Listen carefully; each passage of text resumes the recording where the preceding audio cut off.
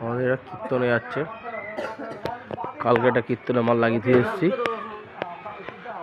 এখন আবার আর একটা কীর্তনে যাচ্ছে। আমাদের এই কাঠের গলায় মাল লাগছে, যেটা দেখতে পাচ্ছ। এই হচ্ছে ভলিউম, দেখছি কতটা লেভেল আছে। মনে হচ্ছে এখনই বাজাবে। হাই,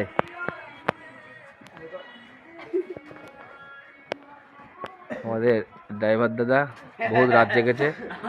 এই আমাদের সব মানে ইয়ের থেকে আসলো, তোমার ওই যে কী বলে, রাঁচি ফাংশন থেকে আসলো, এসে আবার গাড়ি লোড হয়ে গেছে, এখন বেরোবে।